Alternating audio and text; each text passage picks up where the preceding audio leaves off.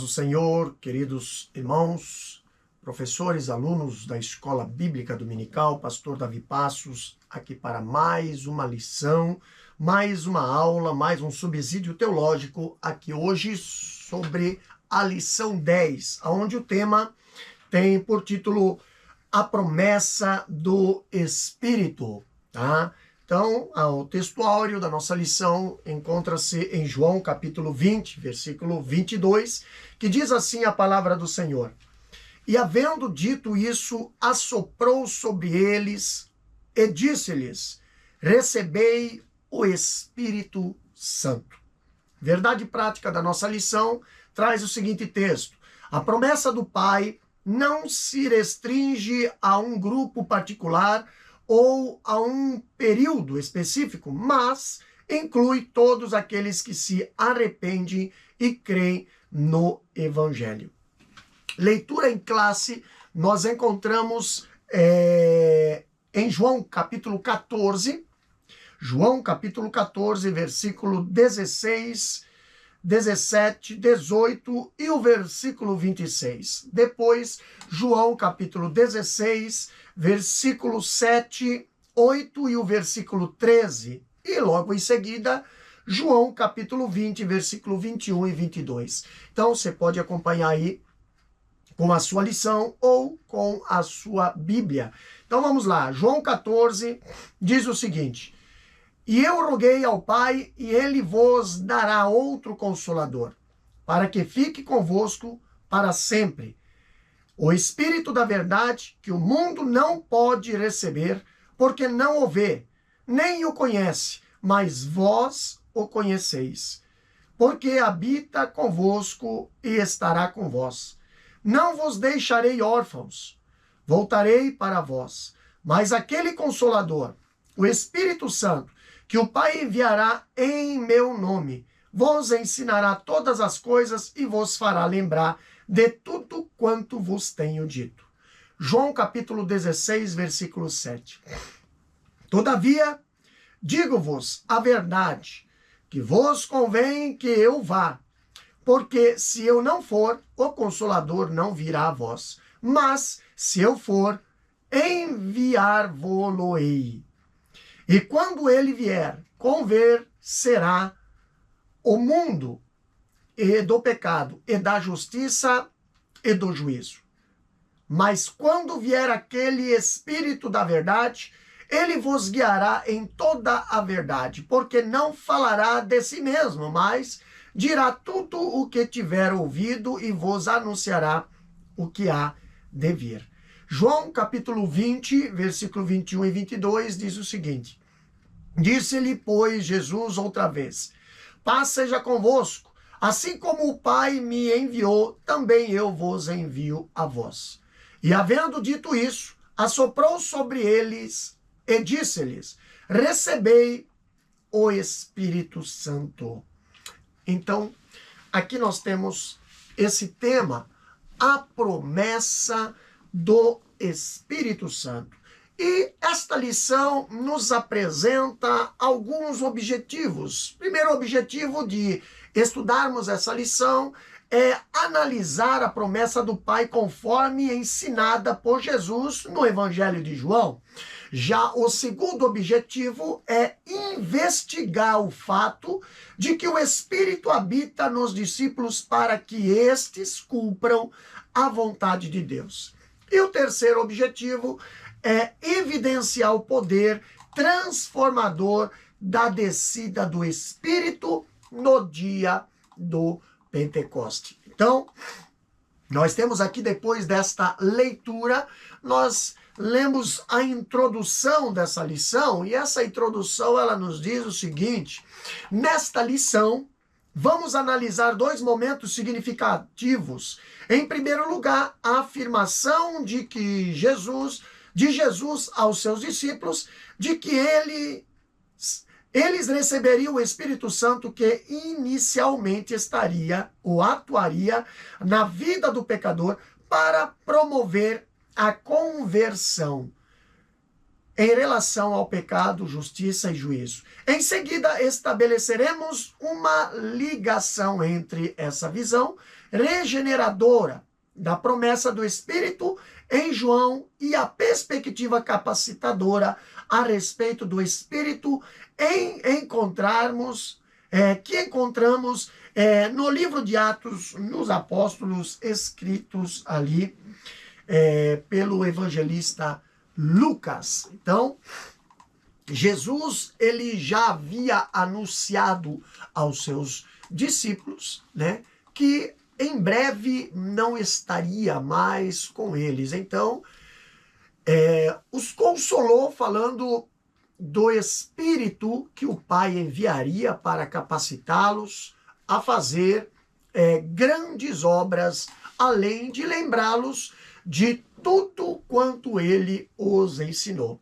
Como fala Evangelho de João, capítulo 14, né, versículo 26. Bastaria, então, apenas crer com o coração íntegro e os discípulos fariam obras maravilhosas. Jesus, ele afirmou ali em João 14, versículo 12, que aquele que crê em mim também fará as obras que eu faço e as fará maiores do que estas, porque eu vou para o meu Pai. Então, neste capítulo, nós vamos considerar dois momentos significativos. Primeiro, quando Jesus declara que os seus discípulos receberam o Espírito que inicialmente atuaria na vida do homem, convencendo-o do pecado, da justiça e do juízo executado ali no Calvário, como fala João, capítulo 16, versículo 8. E em segundo lugar, após a obra regeneradora, o crente, ele receberia o Espírito em sua vida para viver uma vida vitoriosa nesse mundo. Então, não muito depois da obra expiatória de Cristo, o Espírito Santo viria sobre todos como a promessa do Pai. Até que se concretize a promessa, Jesus ensina a importância da oração para se obter as bênçãos prometidas aos que creem no seu nome. Então, primeiro tópico aqui da nossa lição tem o título A Promessa do Pai. O primeiro ponto diz o seguinte: Jesus enviará o Consolador. A lição nos traz o seguinte texto, acompanhe aí. No Evangelho de João, capítulo 14, lemos: Ele vos dará outro Consolador. Esse Consolador é o Espírito Santo que habita convosco e estará com vós. No capítulo 16, é mencionado que quando o Consolador chegar, convencerá o mundo do pecado, da justiça e do juízo, evidenciando a atuação regeneradora da terceira pessoa da Santíssima Trindade. Então aqui nós vemos uma promessa declarada antes, né, do Calvário, como fala em Atos, capítulo 1, versículo 4. Jesus, na continuação do seu sermão, depois de garantir que a morada celestial já estava preparada para os seus discípulos, ele fez uma promessa, que está lá em João 14 e 16. Ele diz: Eu roguei ao Pai, e ele vos dará outro Consolador para que fique convosco para sempre. Ele ainda não havia enfrentado o Calvário nem a morte nessa hora aqui. Mas depois de tudo isso, e após a sua ressurreição, Jesus falou aos discípulos novamente, como diz Lucas capítulo 24, versículo 49. Ele diz que: eis que sobre vós envio a promessa de meu Pai, ficai, porém, na cidade de Jerusalém, até que do alto sejais revestidos de poder.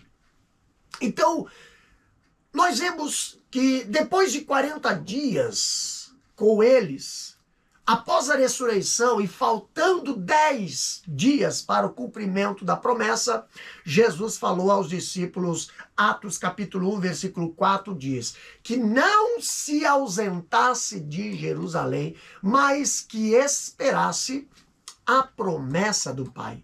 Então, enquanto Cristo estava nesse mundo, ele era o Consolador, mas prometeu que outro Consolador seria enviado pelo Pai.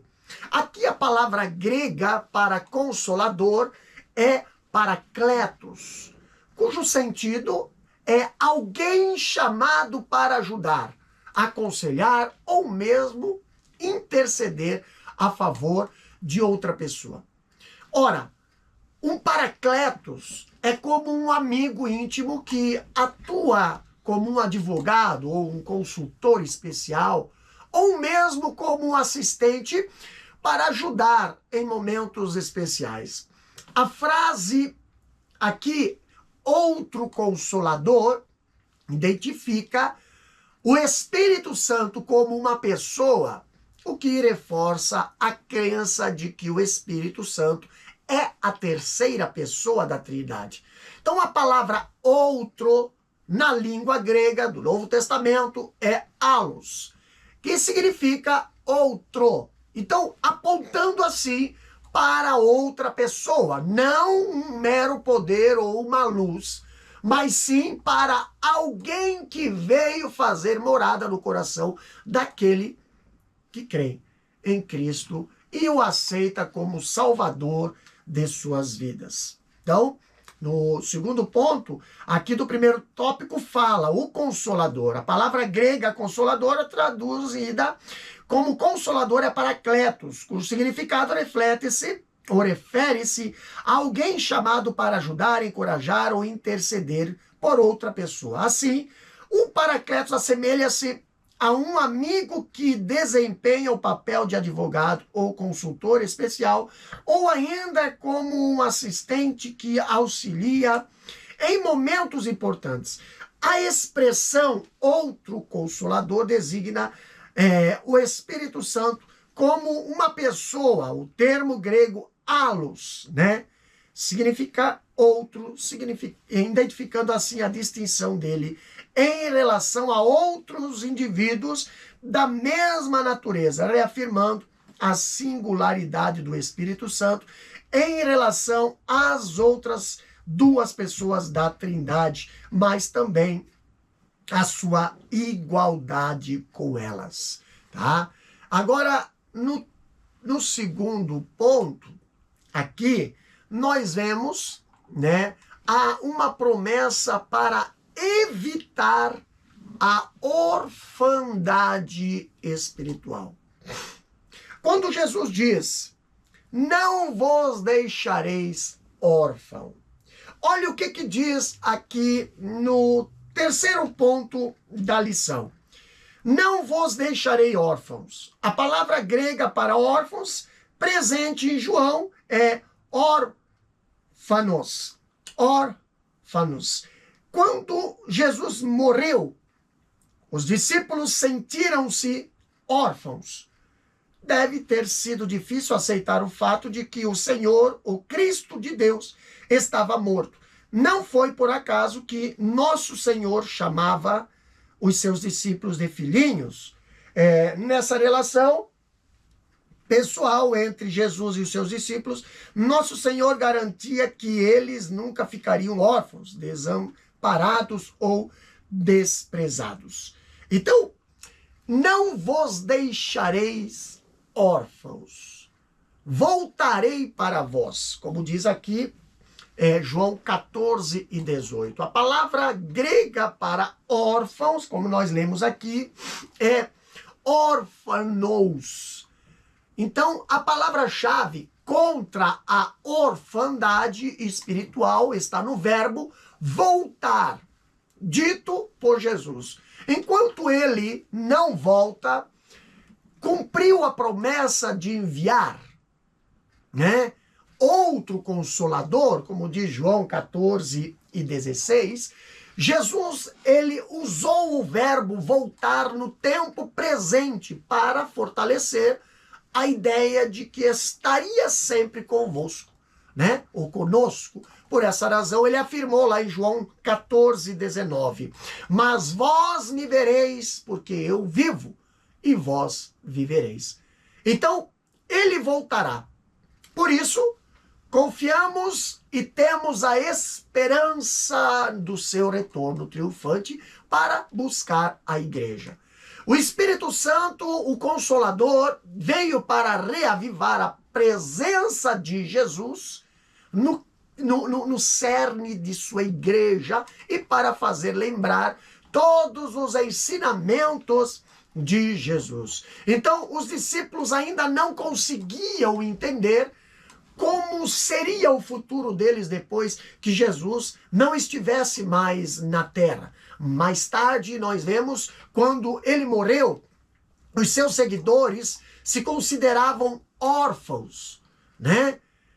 Entretanto, um pouco antes, na ceia da Páscoa, o Senhor Jesus deu-lhes as últimas instruções e os chamou de filhinhos, como diz João 13 e versículo 33. Porque, de fato, ele não os deixaria órfãos, mas enviaria o Espírito Santo, como aconteceu no dia do Pentecoste. Então,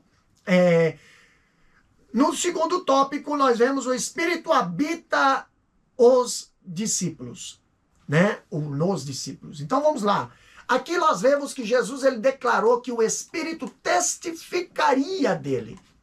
João capítulo 15, versículo 26 diz: mas quando vier o Consolador, que eu da parte do Pai vos hei de enviar, aquele Espírito da verdade, que procede do Pai, testificará de mim.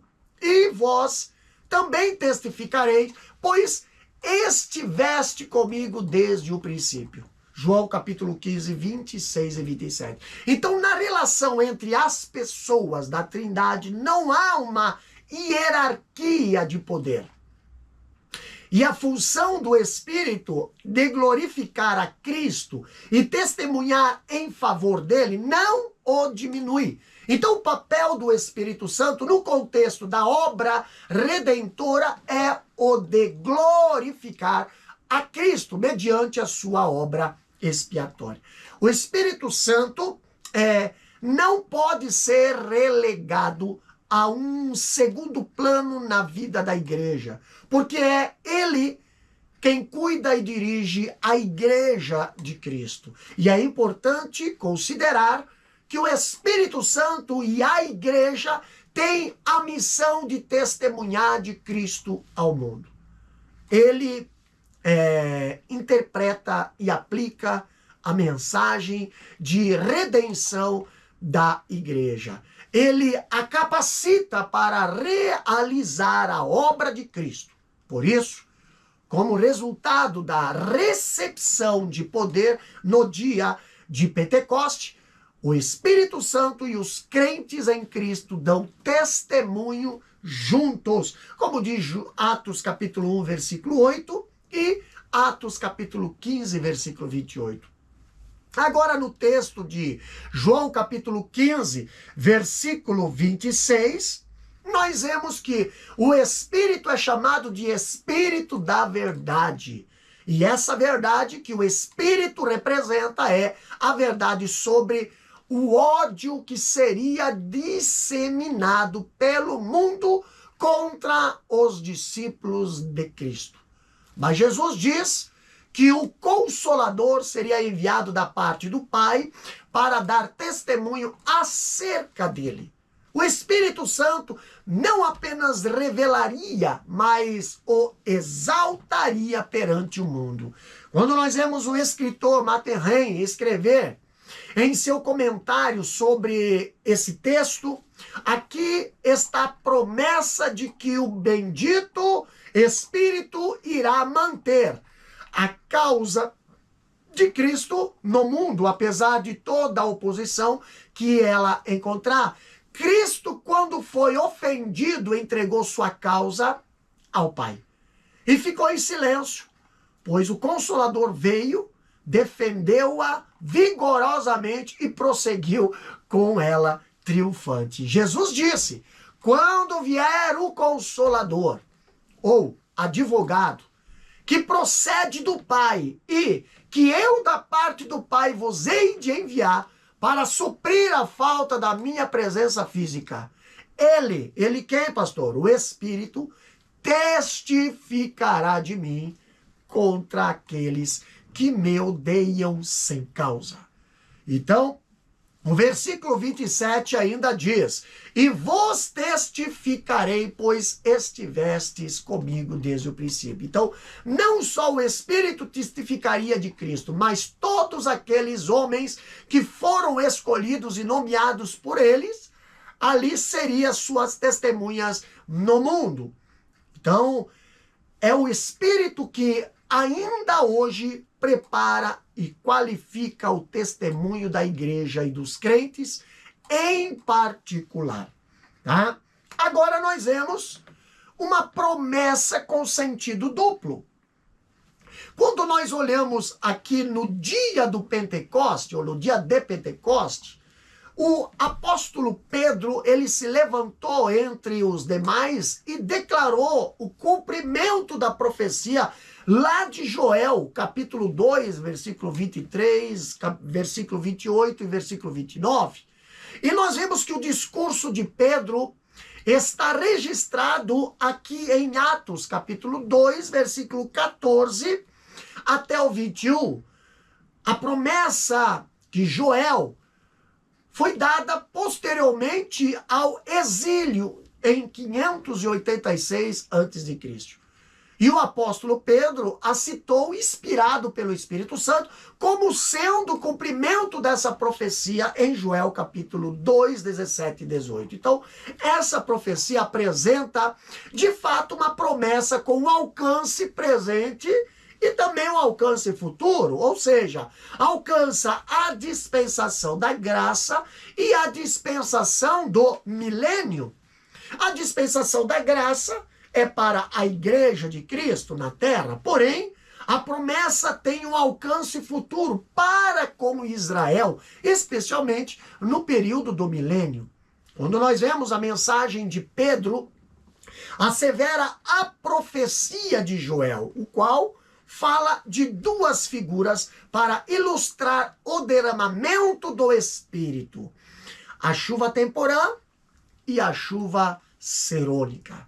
A primeira chuva, a temporã, é de pouca duração, pois tem o propósito de preparar a terra para a semeadura. Mas nas terras do Oriente Médio, onde está a terra de Israel, essa primeira chuva acontece nos meses de outubro e também de novembro.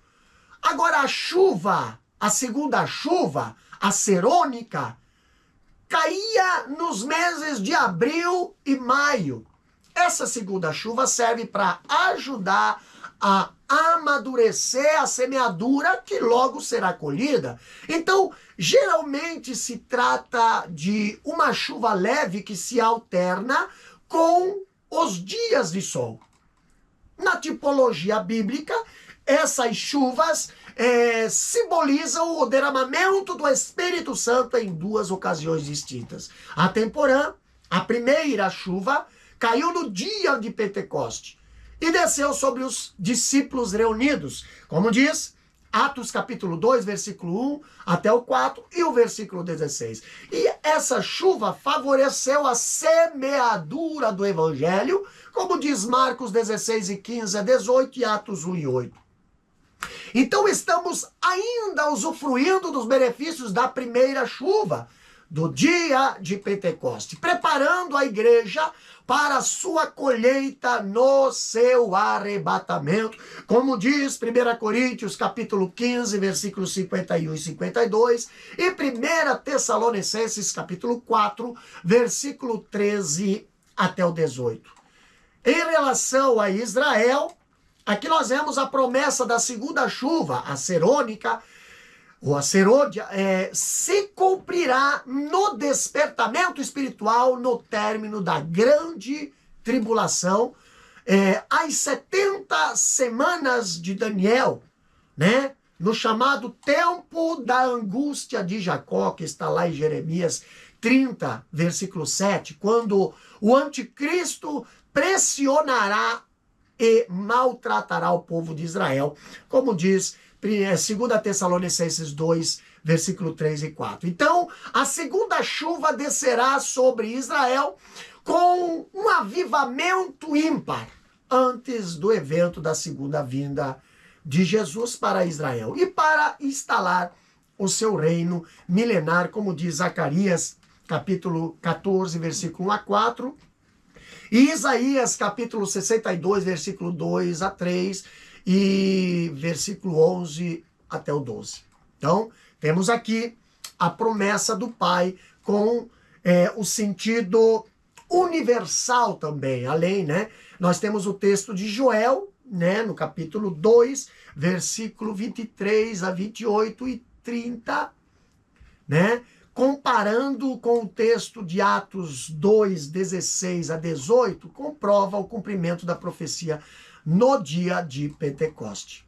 Agora, a expressão toda a carne, como fala em Atos capítulo 2, versículo 17. Toda a carne. Aqui nós vemos que é uma promessa com caráter universal, né? Com caráter universal. Então, o que nós temos aqui? Ela abrange toda a humanidade. Diz respeito às nações sem se importar com etnias, posições e privilégios. Então, quando vemos toda a carne, pode ser entendida e subdividida em filhos e filhas, para demonstrar, né, que a promessa não se restringiria a determinado sexo, mas homens e mulheres que seriam abençoados com essa promessa. Então, nenhuma restrição de idade, visto que jovens e velhos terão sonhos e visões, bem como servos e servas. Então, o Atos capítulo 2, versículo 39, ali Pedro, ele diz que a promessa vos diz respeito a vós, a vossos filhos e todos os que estão longe, e a tantos quanto Deus, nosso Senhor, chamar. Portanto, essa promessa se refere ao futuro de toda a humanidade. Agora, aqui no tópico 2, ali nós vemos a promessa do Pai cumprida no dia de Pentecoste. Então vemos aqui o tópico 2, o Espírito habita os discípulos, né? Nós já vemos o título aqui, mas aqui nós temos João, né? Capítulo 20, versículo 22. Ali diz o seguinte na lição: é crucial considerarmos o contexto que envolve os versículos 21 e 22. Do capítulo 20 de João. Nessa ocasião, o nosso Senhor apareceu ressuscitado e glorificado. A passagem bíblica onde se encontram os versículos 21 e 22 começa no versículo 19.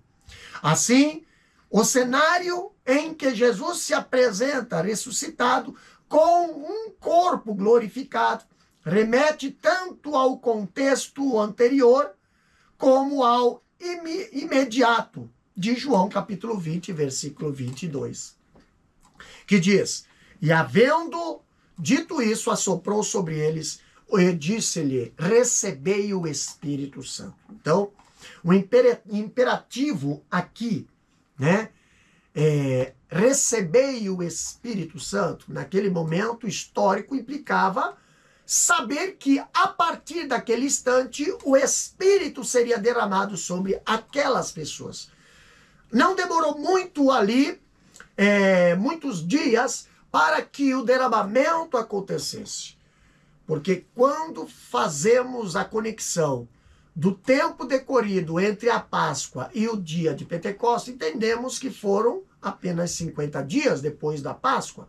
Na Páscoa, o cordeiro da expiação foi imolado. E somente 50 dias depois se poderia celebrar a festa da colheita. No Pentecostes, isso se refere ao final das 7 semanas que precederiam o Pentecoste. Então, cumprindo-se o dia do Pentecoste. Olha só que interessante. Aqui no ponto 2, do tópico 2, diz: o sentido de assoprou sobre eles o Espírito. O capítulo 20 do Evangelho de João contém um versículo que gera diversas interpretações teológicas divergentes. No entanto, a Bíblia do estudo pentecostal oferece uma observação significativa sobre a interpretação desse versículo. Ela esclarece que a palavra grega traduzida como assoprar é impulsão, né? A qual também aparece na versão grega da Bíblia, a Septuaginta, em Gênesis capítulo 2, versículo 7, significando fôlego de vida. E é utilizada em Ezequiel 37:9 no contexto de assoprar sobre os mortos para que vivam. Portanto, a expressão presente em João 20:22 sugere que o Espírito foi assoprado para trazer nova vida, indicando uma perspectiva de regeneração dos discípulos, como uma obra do Espírito ocorrida antes do dia do Pentecoste. Então, cumprindo-se o dia do Pentecoste, né? O episódio antes ao Pentecoste, João 20, versículo 22, também se lê: recebei o Espírito Santo. E essa expressão surge como consequência direta da menção: assoprou sobre eles, indicando que o Espírito Santo habitou os discípulos naquele momento específico. A partir desse ponto, os discípulos tornaram-se nova criação, completamente regenerados e sendo governados, habitados e vivificados pelo Espírito Santo. Posteriormente, o que ocorreu em Pentecostes seria uma segunda obra distinta e capacitadora do Espírito Santo para os discípulos pregarem o Evangelho, começando em Jerusalém e até os confins da terra. Então, aqui nós vemos, né, a promessa sendo cumprida.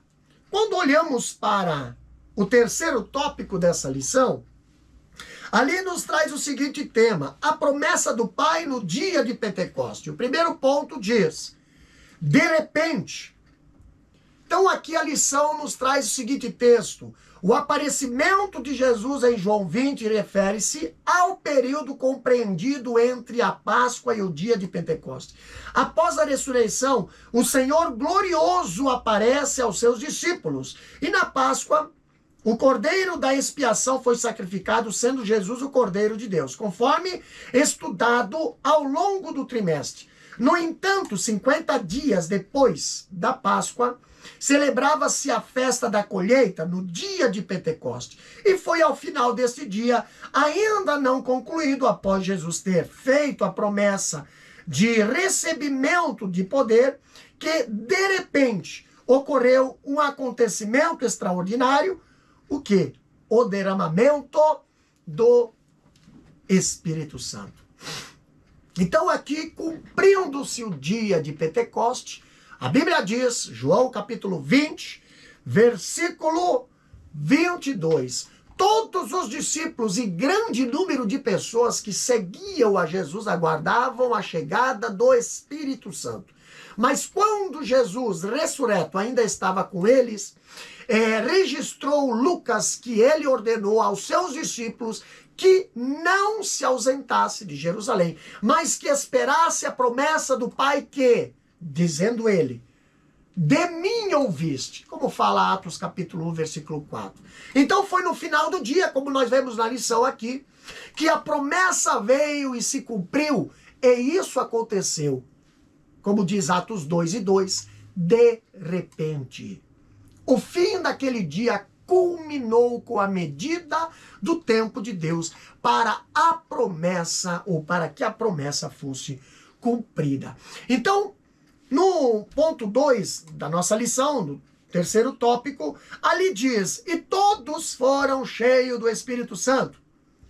Observamos que durante o ato de conversão, o Espírito Santo realiza a regeneração. Contudo, desde que se dá desde que se dá esta obra regeneradora do Espírito, é necessário que os salvos sejam cheios do Espírito e revestidos de poder para testemunho do Evangelho. Assim sendo, especialmente no livro de Atos dos Apóstolos, os teólogos associam ser cheios do Espírito ao batismo no Espírito Santo, como descrito quando dizemos, todos foram cheios do Espírito Santo.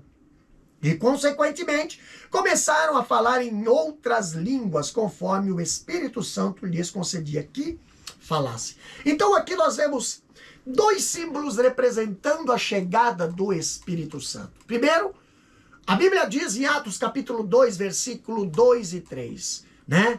De repente, né? Ali nós vemos que o fogo e o vento foram figuras representativas da manifestação do Espírito Santo no cenáculo, onde estavam reunidas quase 120 pessoas, né? Aproximadamente, aguardando a chegada do Espírito Santo. O texto diz ali literalmente, em Atos capítulo 2, versículo 2, versículo até o 3, que diz assim, e de repente, tá? Veio do céu um som, como de um vento veemente e impetuoso, e encheu toda a casa em que se estava sentado. E ainda continuando dizendo, foram vistas por eles línguas repartidas como que de fogo, os quais pousaram sobre cada um deles. Então, simbolizando o Espírito Santo, o vento que soprou sobre aquele lugar, que de modo forte despertou aqueles discípulos de uma calmaria para perceberem que algo extraordinário estava acontecendo, porque o vento do Espírito soprou apenas sobre aquele lugar. Aquele vento tinha a força de um tornado que se conteve dentro daquela casa, sem destruir nada. Então, quem estava do lado de fora via tudo e se maravilhava, porque o vento, ainda que forte e impetuoso, podia ser visto e sentido dentro daquele cenáculo, onde estavam os discípulos de Jesus. Então, diz o texto que era um vento impetuoso e veemente, que sinalizava algo diferente e que movia apenas com mentes e corações, vivificando e purificando o ambiente para que, se obstáculo ou espírito pudesse se manifestar, tá? Sem obstáculo, né? O espírito pudesse se manifestar. Então, ao mesmo tempo, os discípulos viram que línguas de fogo majestosamente irradiavam sobre aqueles homens e mulheres uma glória especial. E desse fogo único saíam línguas repartidas como chamas vivas sobre a cabeça de cada uma daquelas 120 pessoas dentro daquele cenário. Então, todos foram cheios do Espírito Santo. Já sabemos que no ato da conversão, o Espírito Santo opera a regeneração em nossa vida, como diz 2 Coríntios 5:17. Mas a partir da obra regeneradora, o crente precisa ser cheio do Espírito Santo para manter uma vida vitoriosa sobre o pecado. Os teólogos conectam o ser cheio do Espírito Santo com o batismo com o Espírito Santo.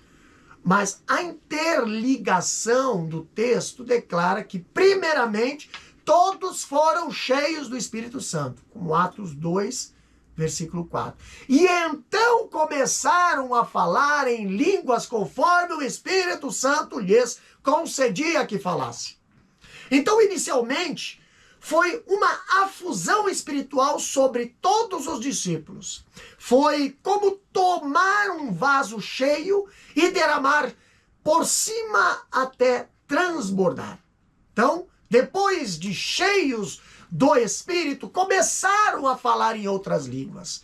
O batismo foi uma imersão, no sentido de mergulhar o crente nos rios do Espírito Santo. E esse mergulho fez com que aqueles discípulos transbordassem de tal modo que começaram a falar em outras línguas. Essa foi a evidência física do batismo com o Espírito Santo. Não podemos confundir esse batismo com o batismo no corpo de Cristo. Essa não foi a conversão do pecado, e sim a experiência de poder espiritual para testemunhar de Cristo, tá? Então ali nós vemos, né?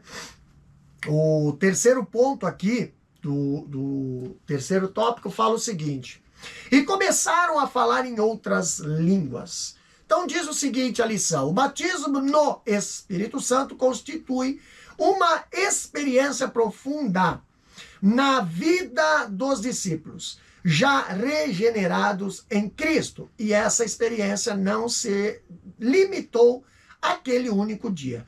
O cumprimento da promessa abrangeu toda a igreja nascente naquele momento e todas as gerações futuras até a volta de Cristo. O falar em outras línguas evidenciou esta obra capacitadora.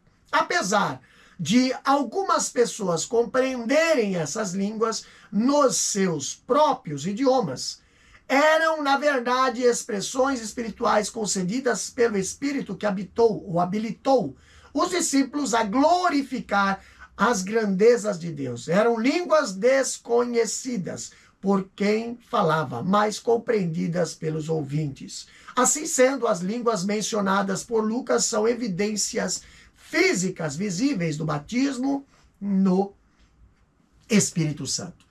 Então, aqui em Atos, capítulo 2, versículo 4, aonde fala, e começaram a falar em outras línguas, o batismo ali com o Espírito Santo foi uma experiência distinta na vida dos discípulos já convertidos a Cristo.